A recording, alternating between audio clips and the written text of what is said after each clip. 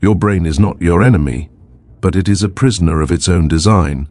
Long before you were born, the human brain evolved for survival, not happiness, not peace, and certainly not freedom from the past.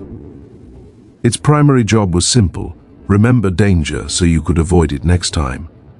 That is why painful memories feel louder than happy ones, why embarrassment replays itself at night, and why regret refuses to stay buried. Your brain believes that by holding on to the past, it is protecting you. But here's the problem: what once kept humans alive now keeps modern minds stuck. Every emotional experience you've had leaves a neurological footprint. When something intense happens, failure, rejection, heartbreak, your brain releases chemicals that strengthen that memory. The stronger the emotion, the deeper the imprint. Over time, your brain builds shortcuts, replaying these memories automatically. Not because you choose to remember, but because your brain learned that these moments matter. It doesn't understand time the way you do. To your brain, the past is not over, it is happening again. This is why a single comment from years ago can still hurt today. This is why one mistake can define how you see yourself for decades. Your brain keeps revisiting old experiences, hoping to fix them, to change the outcome, to finally make sense of the pain. But no matter how many times it replays the scene, the ending never changes. All that changes is your present moment, slowly being consumed. Another reason your brain stays trapped in the past is identity. Over time, you begin to build a story about who you are: the failure, the victim, the one who wasn't enough, the one who messed it all up. Your brain loves familiarity. Even painful identities feel safe because they are known. Letting go of the past would mean stepping into the unknown, and the brain fears uncertainty more than suffering, so it chooses the pain it recognizes over the freedom it doesn't. Your brain is also wired to seek patterns. It looks for evidence to support what it already believes. If you think you're not good enough, your brain will replay every memory that proves it. If you believe you always fail, it will conveniently forget your successes and magnify your losses. This selective memory is not truth, it's conditioning. And conditioning can be changed. Here's the truth most people never hear. You are not reliving the past, you are reliving a memory of the past. A memory is not reality. It is a reconstruction, altered every time you recall it.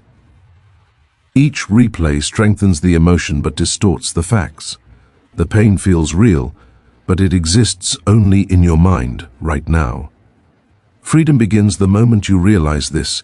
Your brain works on repetition, not logic. You don't escape the past by understanding it more. You escape it by training your brain to focus somewhere else. New habits, new thoughts, new actions slowly weaken old neural pathways. What you stop feeding eventually fades. You cannot delete the past, but you can stop letting it control you. The past is a place of learning, not a place of living. Your brain may be trapped there, but you don't have to be. The brain is designed for survival, not happiness. Your brain holds on to painful memories because it believes remembering past dangers protects you, even when those memories no longer serve you. The human brain was never designed to make you happy or peaceful, it was designed to keep you alive. Thousands of years ago, survival depended on remembering danger.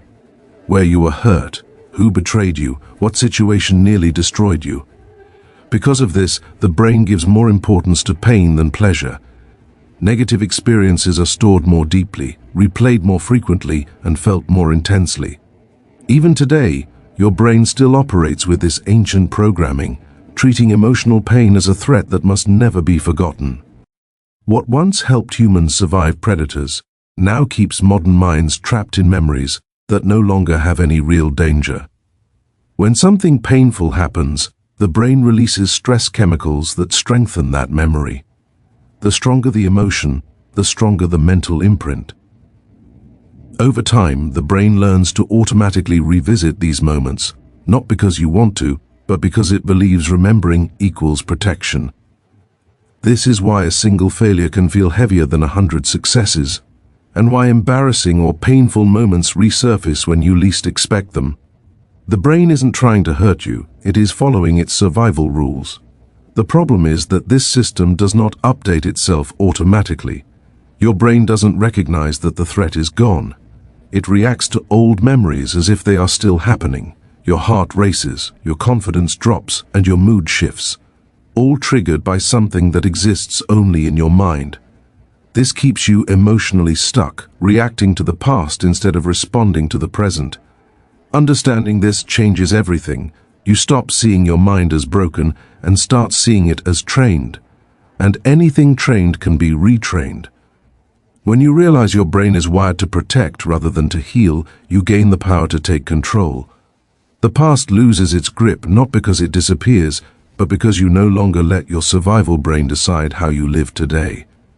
Emotional experiences create deep mental imprints. Strong emotions like failure, rejection, and heartbreak form powerful neural pathways, causing the brain to replay the past automatically. Your brain does not experience time the way you do. To you, the past is over, but to your brain, a remembered moment can feel just as real as something happening right now. When a memory is triggered, the same neural circuits light up as when the event originally occurred. This is why an old insult can still sting, why a past failure can instantly drain your confidence, and why regret can suddenly hijack your mood. The brain reacts first and thinks later, flooding your body with emotions before logic has a chance to intervene. This happens because memories are not stored as quiet facts. They are stored with emotion, sensation, and meaning. When you remember a painful event, your brain does not simply replay a video, it reconstructs the experience. Your heart rate changes, your muscles tense, and your emotions rise, as if you are back in that moment. The body cannot tell the difference between a real threat and a remembered one. To your nervous system, pain recalled is pain relived. Because of this, the past becomes a constant reference point. The brain scans the present for anything that resembles previous pain and reacts defensively. A tone of voice, a facial expression, or a small mistake can trigger a flood of old emotions. You are no longer responding to what is happening now, but to what once happened before. This keeps you stuck in cycles of fear, hesitation, and self-doubt. The tragedy is that most people believe these reactions define who they are. They think they are weak, broken, or damaged, when in reality they are experiencing a perfectly normal brain response. Nothing is wrong with you. Your brain is simply doing what it learned to do. The moment you understand this, you create distance between yourself and your reactions. You begin to see thoughts as events in the mind, not commands you must obey. Awareness becomes the first step toward freedom. When you stop identifying with every memory and emotion, the past starts losing its power, and the present finally becomes a place you can live in instead of escape from. The brain doesn't understand time. When a memory is recalled, the brain reacts as if the event is happening now, making past pain feel present and real. One of the deepest reasons your brain stays trapped in the past is because it builds your identity from it. Over time, experiences turn into beliefs, and beliefs turn into labels. A few failures become "I always fail." A painful rejection becomes "I'm not enough." The brain collects moments and weaves them into a story about who you are. Once that story is formed, the brain works tirelessly to protect it, even when it hurts you. Familiar pain feels safer than unfamiliar freedom. The brain craves certainty. It would rather know who you are, even if that version is limited and wounded, than face the unknown of who you could become. Letting go of the past threatens this certainty. If you release old memories, the brain fears it will lose its sense of self, so it clings to old identities, replaying experiences that reinforce them. This is why people unconsciously sabotage growth. Change feels dangerous not because it is harmful, but because it is unfamiliar. To support this identity, the brain becomes selective. It highlights memories that confirm your self-image and minimizes or ignores anything that contradicts it. Successes are dismissed as luck. Progress is forgotten. Only the moments that prove the old story remain vivid. This creates a distorted sense of reality where the past appears stronger than the present, and limitations seem permanent. But identity is not fixed. It is learned. The version of you that exists today is not who you were born to be. It is who your experiences trained you to become. And what is trained can be retrained. The brain is plastic, constantly reshaping itself based on repetition and focus. Every time you act differently, think differently, or choose differently, you weaken the old identity and strengthen a new one. Freedom begins when you stop asking, "Why am I like this?" and start asking, "What am I repeatedly practicing?" You are not your past, you are the habits your brain rehearses daily. Change those habits, and the identity that once trapped you will slowly begin to dissolve. Identity keeps you stuck in familiar pain. The brain prefers familiar suffering over uncertain freedom, clinging to old identities formed by past experiences. Your brain is constantly searching for patterns, because patterns create a sense of control. When something painful happens, the brain tries to understand it by connecting it to other memories. Over time, these connections turn into mental rules about life, people, and yourself. If you were hurt once, the brain learns to expect hurt again. If you failed before, it assumes failure is likely to repeat. These assumptions feel like truth, but they are simply patterns built from limited experiences. The danger is that once the brain forms a pattern, it looks for evidence to support it. It filters reality through old beliefs, highlighting anything that confirms them and ignoring anything that challenges them.